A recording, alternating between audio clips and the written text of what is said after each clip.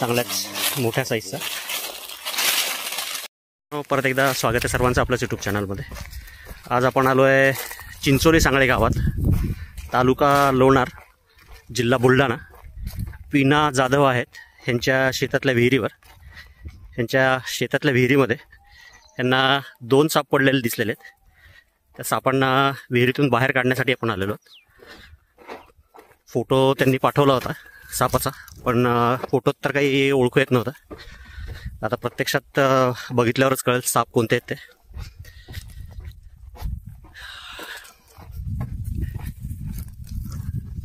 बापरे, असे अवघड अशी दिसतीये विहीर।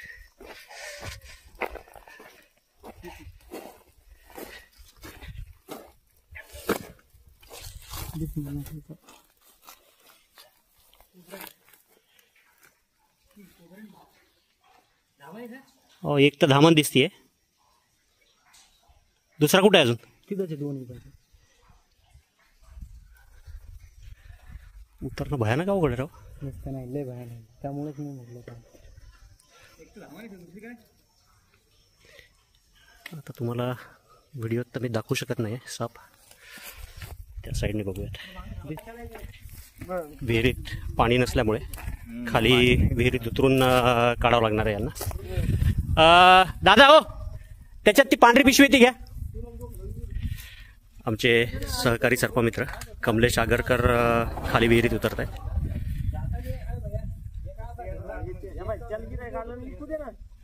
आणि ती पिशवी लाला इकडं।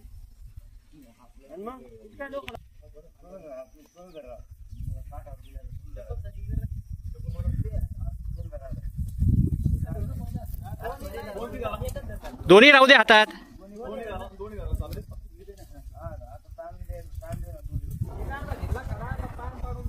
पाय भिंतीला ठेवायचे।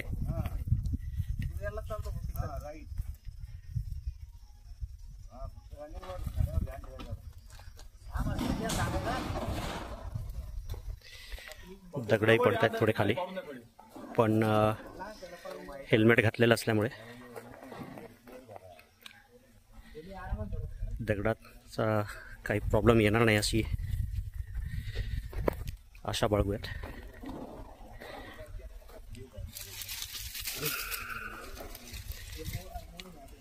विहीरही जवळपास एक 45 फूट खोल आहे। हो हो,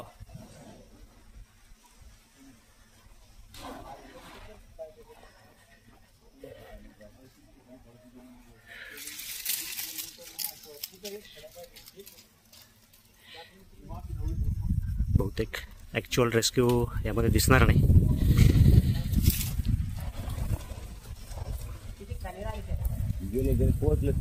थोडं सोडा, थोडं। आता ही दुसरी दोरी वर घ्या। ही जी आपण हाताला बांधली ती पिशवी बांधून त्याला खाली सोडा।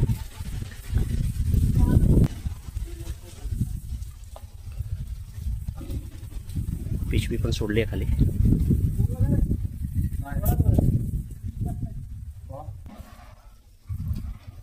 आधी तिला मध्ये टाक ना कमलेश, तिला बॅक कर आधी। हो, अरे त्या दोरीत अडकशील, इकडून ये, मागे फिर।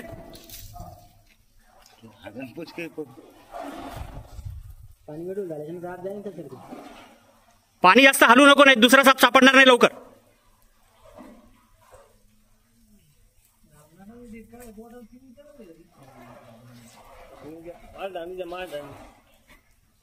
लाग अशा पाहिजे असं वाटलं, 2 म्हणलं लाग वाटलं। कुठे गेलं रे? खाली काय दिसलं बा सकाळी सरनं विचारलं पण नाही। पाहायला मी सकाळी 6ला झालो पाहायला। मागो तसं झोपून पाहू नको, उलटा जा।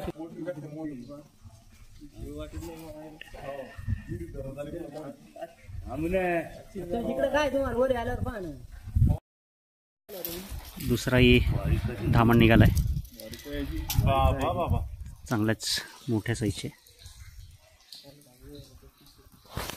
जमाल का पॅक करायला? काहीच नाही करून राहिलं ते. पाय देतो धरून पाय देतो अरे पण ते काहीच करून नाही राहिलं ना.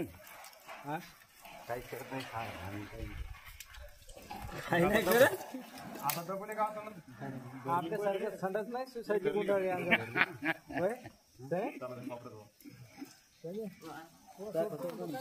संडास नाही सोसायटी अंगाला गुंडाळी नाही. आता वर आल्यावर मी धरतो. हो ना काही बाबा वर आल्यावर इथे सोडायचे काही पार्टी तुमच्याकडून आम्हाला द्या काय विशेष काय वर काढून वर सोडायचे आपल्या हाऊस नेऊन सोडून पुढे सोडत काय नाही वर चांगलं सोडलं त्या ठिकाणी. थोडंसं पुढे पकड कमलेश. कमलेश सापाला पुढे पकड थोडं तोंडाजवळ. हो ना ते तोंड टाकलं ना तसं.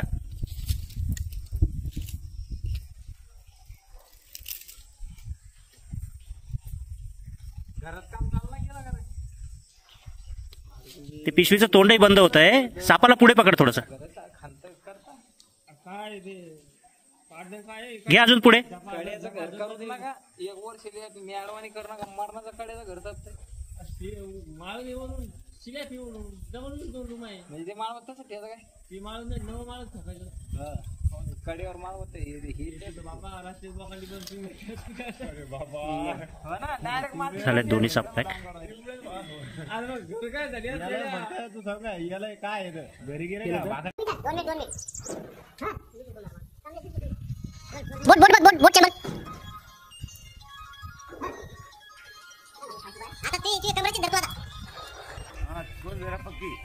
अशा प्रकारे रेस्क्यू सक्सेसफुल झालेला आहे. Stay tune. काढले दोन्ही साप बाहेर. त्यांना सगळ्यांचा कन्सर्ट घेतल्यानंतर ह्याच ठिकाणी सोडून द्यायचं असं ठरलेलं आहे. बिनविषारी साप असल्यामुळे दे उलटे करून चाल.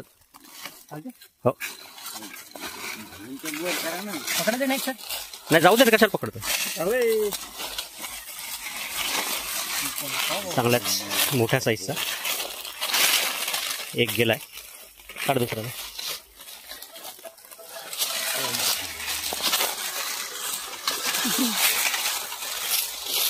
दोन्ही सापांना विहिरीतून बाहेर काढून इथेच त्यांच्या राहत्या घरातच सोडून दिलेलं. जीव वाचला त्यांचा. कोण आहेत पीना जाधव? या ना समोर या. हे जाधव साहेब ज्यांच्या विहिरीमध्ये होते. ये ना उमेश तू पण. काय कधी दिसले तुम्हाला? सकाळी बघितले काल पडले. काल पडले का आधीपासून पडले होते? काल 5 वाजता पडले. अच्छा दोन्ही सोबत बघितले होते पडताना. ठीक आहे. आता हे शेत राहणंच त्यांचं आहे त्याच्यामुळे हे साप राहणारच. आणि बिनविषारी असल्यामुळे आता तुम्हाला आधी माहिती दिल्याप्रमाणे त्याच्यामुळे इथे राहिलं तरी त्याचा काही प्रॉब्लेम नाही. एखाद्या वेळेला अनादोनाने पडतात. सगळ्यात महत्त्वाचं म्हणजे विहीर थोडीशी बांधून घ्या. आता अतिशय धोकादायक विहीर आहे. कुठलाही वन्यजीव त्याच्यामध्ये पडून अपघात होऊ शकतो. एखाद दिवस आपणही पडू शकतो त्याच्यात. आणि पाण्यात पडलं तर काही प्रॉब्लेम नाही पण दगड बिगड जर लागला एखादा तर त्याच्यावर आपटून माणसाचा जीव जाऊ शकतो. तर ह्या गोष्टीची थोडीशी काळजी घ्या. शेतात ते त्यांना पायात बूट घालून येत जा जेणेकरून साप समोर असल्यावर कधीच चावत नाही पण त्याच्या अंगावर जर पाय दिला तर साप 100% चावतो. तर एवढ्या गोष्टीची काळजी घ्या आणि सुरक्षित राहा. धन्यवाद उमेश.